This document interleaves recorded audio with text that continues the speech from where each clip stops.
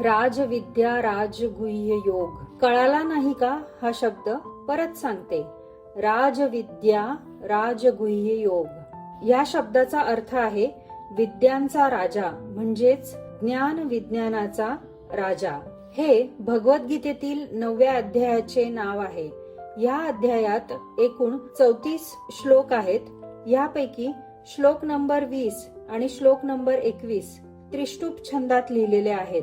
इतर सर्व श्लोक अनुष्टुप छंदात लिहिलेले आहेत. अनुष्टुप छंदातील श्लोकात एका चरणात 8 अक्षरे असतात. त्रिष्टुप छंदातील श्लोकात एका चरणात 11 अक्षरे असतात. हे आता तुमच्या लक्षात राहिलेच असेल. आज आपण भगवद्गीतेतील 9वा अध्याय म्हणणार आहोत. स्क्रीनवर प्रत्येक श्लोक चरणानुसार फोड करून लिहिलेला आहे. तसेच अनुस्वार आणि विसर्गाचे उच्चारही वेगळे लिहिलेले आहेत. 9व्या अध्यायाचे अजून एक वैशिष्ट्य आहे बर का. भगवद्गीतेच्या मधोमध हा अध्याय आहे. हा अध्याय स्वतःमध्ये परिपूर्ण असा आहे. महाभारताच्या मधोमध भगवद्गीता स्थित आहे, हे पण लक्षात ठेवा हा. स्तोत्र अँड मंत्र चॅनलला लाईक, सबस्क्राईब आणि शेअर नक्की करा. नवीन व्हिडिओजचे अपडेट्स मिळवण्यासाठी बेल आयकॉन दाबा. चला तर मग सुरू करूया. भगवद्गीतेतील 9वा अध्याय राजविद्या राजगुह्य योग.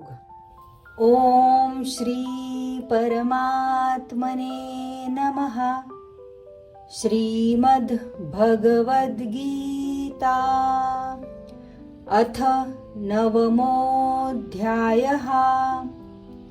श्री भगवानुवाच इदं तु ते गुह्यतमं प्रवक्ष्याम्यनसूयवे ज्ञानं विज्ञानसहितं यज्ञात्वा मोक्ष्यसे शुभात्. राजविद्या राजगुह्यं पवित्रमिदमुत्तमं प्रत्यक्षावगमं धर्म्यं सुसुखं कर्तुमव्ययम्. अश्रद्धधानाः पुरुषा धर्मस्यास्य परन्तप अप्राप्यमान् निवर्तन्ते मृत्यु संसारवर्त्मनि.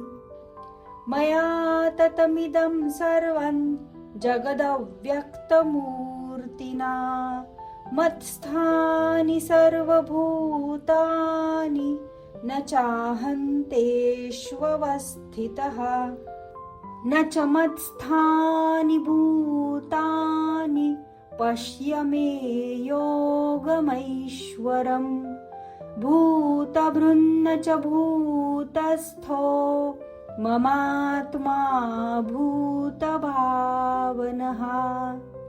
यथाकाशस्थितो नित्यं वायुः सर्वत्र गो महान् तथा सर्वाणि भूतानि मत्स्थानीत्युपधारय.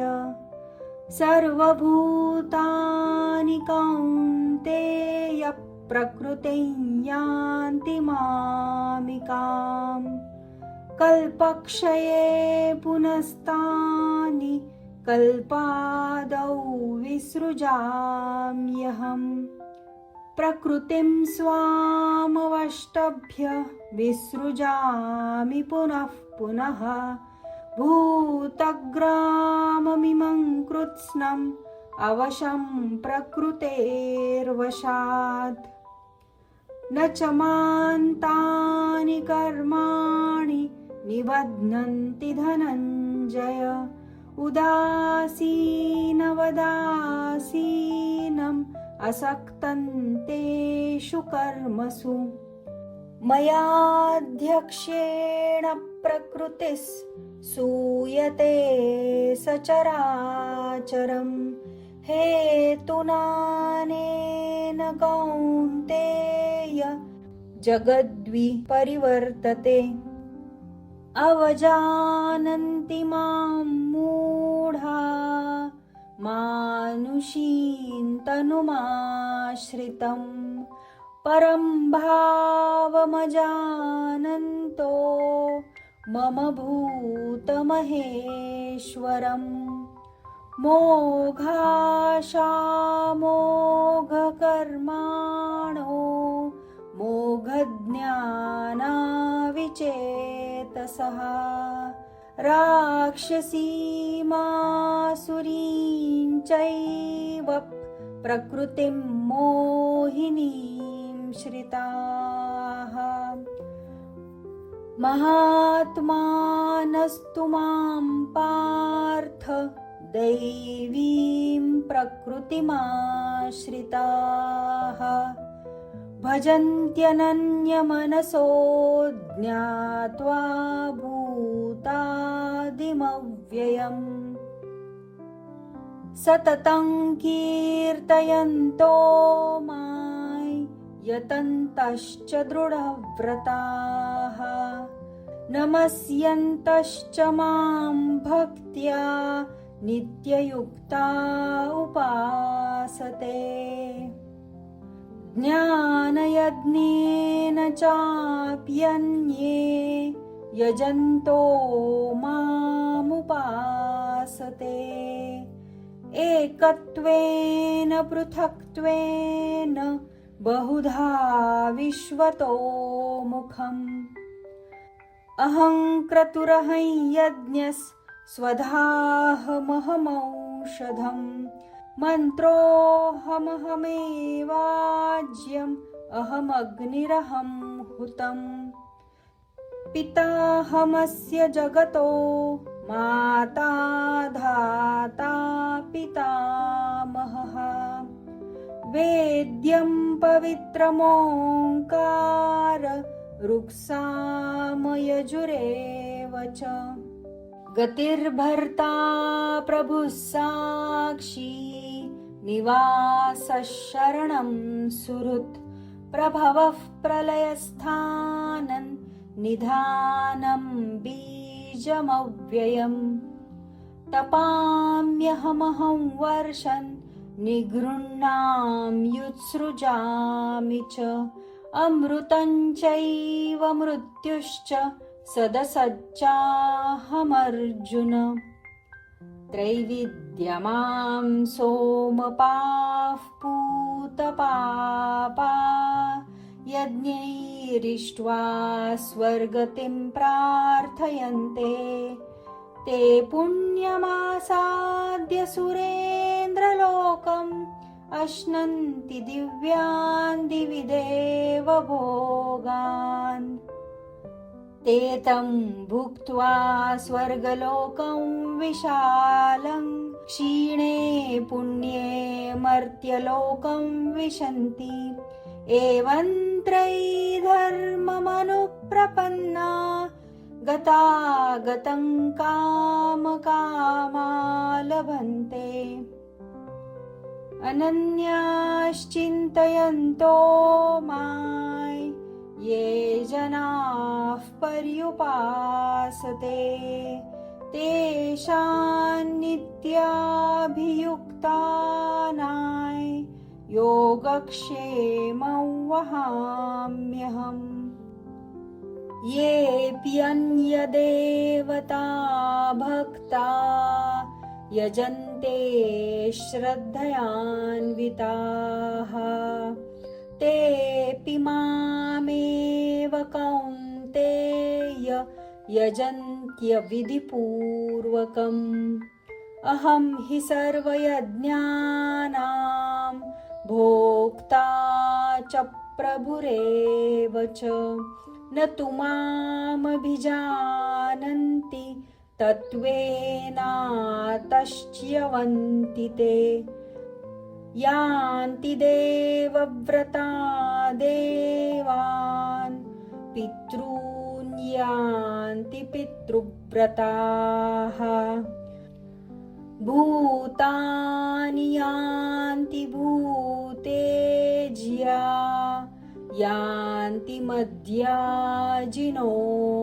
माम् पत्रं पुष्पं फलं तोयै यो मे भक्त्या प्रयच्छति तदहं भक्त्युपहृतम् अश्नामि प्रयतात्मनः यत्करोषि यदश्नासि यज्जुहोषि ददासि यत्तपस्यसि कौन्तेय तत्कुरुष्व मदर्पणम् शुभाशुभफलैरेवं मोक्ष्यसे कर्मबन्धनैः सन्न्यासयोगयुक्तात्मा विमुक्तो मामुपैष्यसि समोऽहं सर्वभूतेषु न मे द्वेष्योऽस्ति न प्रियः ये भजन्ति तु मां भक्त्या मयि तेषु चाप्यहम् अपि चेत् सुदुराचारो भजते मामनन्यभाक् साधुरेव समन्तव्यः सम्यग् व्यवसितो हि सः क्षिप्रं भवति धर्मात्मा शश्वच्छान्तिं निगच्छति कौन्तेय प्रतिजानीहि न मे भक्तः प्रणश्यति मां हि पार्थव्यपाश्रित्य येऽपि स्युः पापयोनयः स्त्रियो वैश्यास्तथा शूद्रास्तेऽपि यान्ति परां गतिम् किं पुनर्ब्राह्मणाः पुण्या भक्ता राजर्षयस्तथा अनित्यमसुखल्लोकम् इमं प्राप्य भजस्व माम् मन्मना भव मद्भक्तो मद्याजी मां नमस्कुरु मामे वैष्यसि युक्त्वैवम् आत्मानं मत्परायणः ॐ तत्सदिति श्रीमद्भगवद्गीतासु उपनिषत्सु ब्रह्मविद्यायां योगशास्त्रे श्रीकृष्णार्जुनसंवादे राजविद्या राजगुह्ययोगो नाम 9मोऽध्यायः। ॐ श्रीकृष्णार्पणमस्तु।